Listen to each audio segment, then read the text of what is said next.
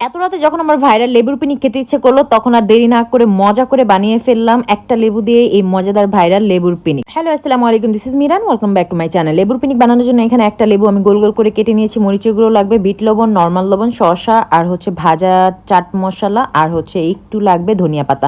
তো ফার্স্টে হচ্ছে চাক চাক লেবুগুলো আমি সুন্দর করে একটা প্লেটে বিছিয়ে নিচ্ছি। এটা সুন্দর করে হচ্ছে তোমরা তোমাদের মতো আমার মতো বিছাতে পারো, অথবা লম্বা করে অথবা আড়াআড়ি যার যেভাবে ভালো লাগবে ওইভাবে বিছিয়ে নিবা। তো বিছানো শেষ, তোমাদের সাথে এখন একটা ইম্পর্টেন্ট জিনিস শেয়ার করব।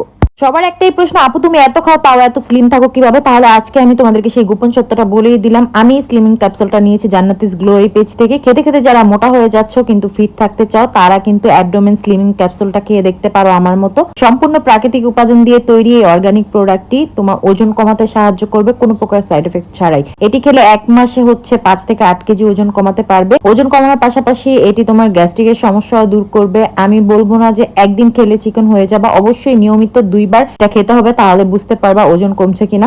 আর প্রোডাক্টটি নেওয়ার সময় অবশ্যই কিউআর কোড স্ক্যান করে অরিজিনাল কিনা যাচাই করে দেখতে পারবা। আমি পেজ লিংকটা ক্যাপশনে দিয়ে দিব।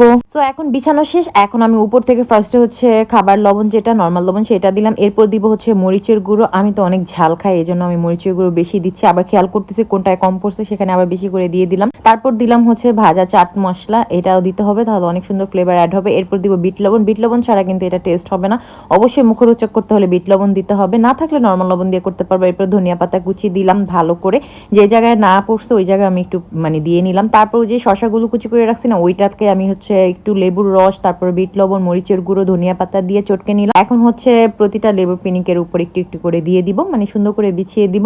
তাহলে যখন এটা খাবা না কামড়ে কামড়ে পড়বে, অনেক বেশি মজার লাগবে। আসলে খাবারটা নিজের মতো করে টেস্টি করে বানালে অনেক বেশি মজার হয়। তারপর উপর থেকে যে ধনিয়া পাতা সস আছে, এটা হচ্ছে যে কোনো সুপার শপে বা বড় মুদি শপে পেয়ে যাবা, তো আমি ওইখান থেকে আনছিলাম। তো এই তো রেডি হয়ে গেল ভাইরাল লেবুর পিনিক। এটা খেলে সত্যি পিনিক হবে, এত বেশি টেস্টি, অনেক মজার।